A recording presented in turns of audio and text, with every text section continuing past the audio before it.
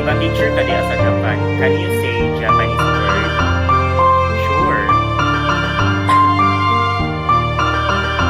Japanese word.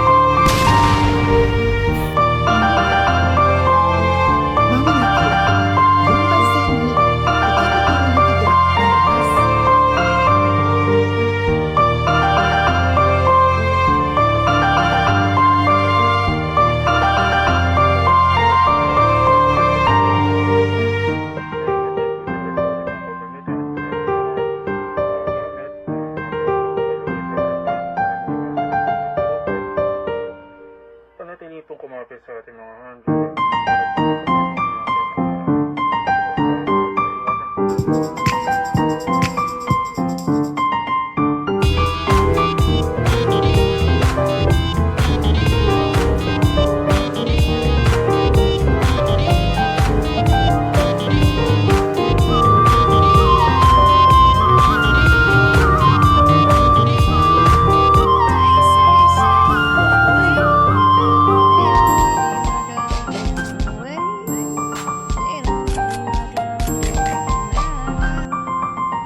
Ana pa sila ba nga? Hayahay daw kay Kudria sa Japan. Walang sila kabalo nga. Defres na ka. Depres? Defres? Depres? Ay basta okay na ko. Guys, kung saan man taon na ito pagbigay na everyday diri sa atong trabahoan. Basta man daghanag panuway. Tapos,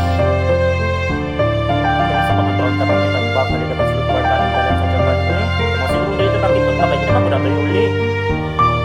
Konnichiwa! Maayong adlaw mga dino ug welcome balik sa kuwang vlog. Kung di ninyo tuwasan og tan-aw nga video, ay bahala na kadiha.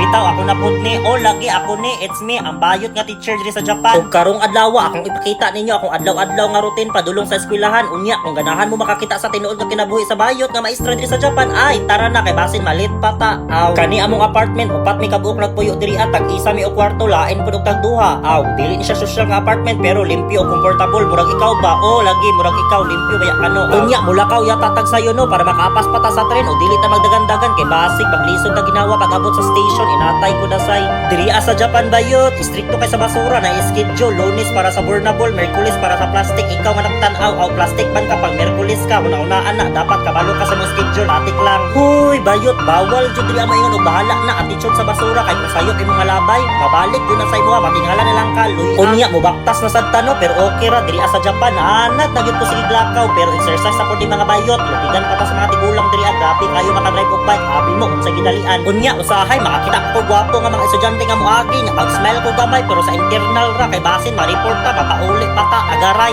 Unya naabot ta sa station dapat on time jud bayot kay ang train diri di magpalit dili pareha sa Pinas nga dili pwede nimo pahulaton atik lang walay pasensya sa mga latecomers diri mga day. Unsa ta taga gobyerno ta ana lang. Unya diri sulod sa train hilom kaayo walay saba walay phone calls walay moingon og huy bayot so dapat behave ra gyud ta day. Unya ako diri sa sulod internal na lang akong drama usahay mag-practice kog niunggo sa una or mag-daydream ko nga nakakita ko kwarta na bunya mo bakta sa putano padulong sa eskwelahan exercise gyud pirme pero okay ra kay maka-fresh ang hangin diri usahay mag-abot mi sa akong mga estudyante sa dalan mag-uhayo gozaimasu usahay mapabuang-buang na lang ta sa ilaha. Unya naabot na ta sa eskwelahan no sa mga nangutana mga grade 7 to grade 9 akong gitudloan diri mga teenager na so usahay challenging pero lingaw ang uban hilumon ang uban murag na isa ka kilong asukar kada buntag perteng ay pira. Unya mga bayot daghan kay sige pangutana og unsaon daw pag-apply diri sa Japan ay pang-apply mo inyuha pangutana mo sa inyo proc leader atik lang. Unya diri ara tama no kay bawal mag video sa sulod sa eskwelahan basig tungod ani sa akong pag-vlog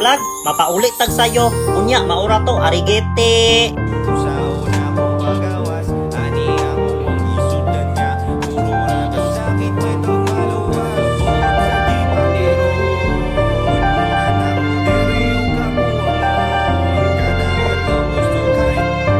Story time. Dili lang dito sa Japan. For example, nakipalitan sa convenience and mamalingki ka sa supermarket o grocery store. So, syempre, pag may kamalingki, maadto mangyud ka sa cashier, magbayad na ka. So, mayroon siya ka og kore onegaishimasu. So, in English pa, this please. So, mangutana jud na ang kuan, mangutana jud na ang cashier, mayroon jud na siya og fukuro irimasu ka? Or in English pa, do you need a bag or do you need a cellophane? So, syempre, wala ka kadalaw cellophane, may ngunjud ka og hi, onegaishimasu. So,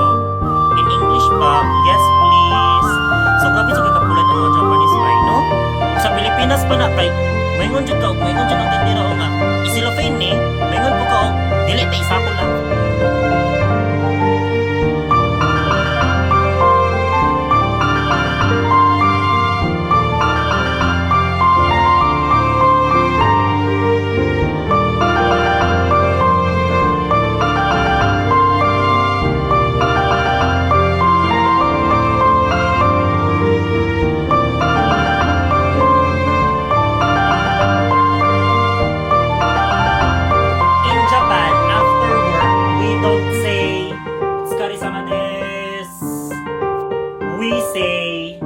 Kapoy, oy! Hi guys, it's me again. Gusto niyo bang malaman kung ano ang ginagawa ng isang ALT sa Japan tuwing weekend?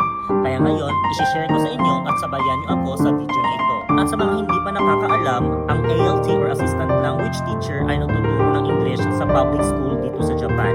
Minsan elementary, minsan junior high school, depende sa assignment mo. So what I do on weekends? Tuwing weekend, since walang pasok, ito yung time ko to rest, explore at mag-prepare para sa next week. Kaya every Saturdays, kadalasan namamalengke ako sa supermarket, naglalaba at naglilinis ang bahay, at minsan nanonood ng movies habang nagkakape. At every Sundays naman, kadalasan lumalabas ako para mag-explore ng parks or cafe hopping, or nag-prepare ng lesson plans para hindi stressful sa weekdays. At paano nga ba binabalance ang life as an ALT dito sa Japan? So bilang ALT, importante ang balance. Kahit nasa Japan ka, huwag puro work. Importante, may time ka rin for yourself. Kahit simpleng lakad lang sa park, mag-try ng local food, or mag-join ng local events, malaking bagay na siya para hindi ka mag-host. Minsan, sumasama ako sa mga friends ko na ALT din para mag-explore. Minsan, solo lakad lang para mag-enjoy. At pag Sunday naman, ginagawa ko ng lesson plans para prepare na ako. Nag-check ako ng materials at minsan, nagpa-practice ako kung paano i-explain sa students. Lalo na kung may bagong lesson. At minsan, sumasama din ako sa mga friends ko na ALT para mag-explore ng nearby city. Or kung gusto ko ng quiet time, nanonood lang ako ng movies at naglalaro ng mobile games. Simple lang ang weekend ko dito pero fulfilling kasi natututo kang mag-independent, nakaka-enjoy din makita ang Japan habang nagtatrabaho ka bilang ALT. Ang importante talaga na may ganito tayong life para makapag-relax at maka-recharge back mo sa ulit pag-work next week. Kaya mas na-appreciate ko ang Japan sa mga ganitong moments. Yung simpleng pag-explore sa mga nearby cities, mga local stores, at food trips. Malaking tulong siya para mabawasan ang homesickness at stress.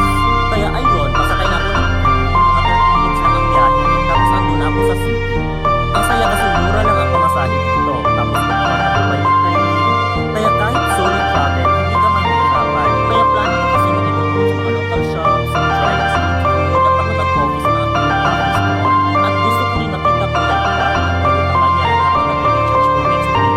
Importante sa akin na kahit ALT ako at busy sa weekdays, may time ako para sa sarili ko tuwing weekends kahit sa nearby city lang. At hindi mo na kailangan gumastos ng malaki para maka-enjoy sa Japan.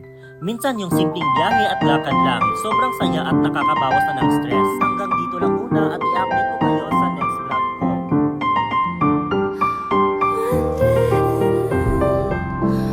All the enjoyment, I'm sad again. Don't tell my boys.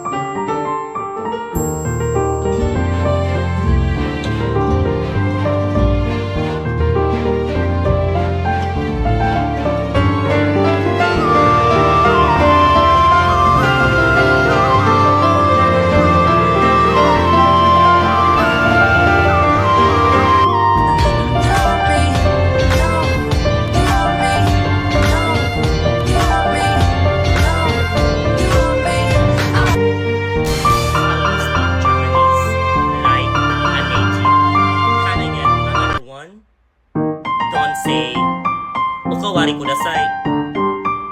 You can say, sumimasen. Sumimasen. Sumimasen. Sumimasen. Sumimasen.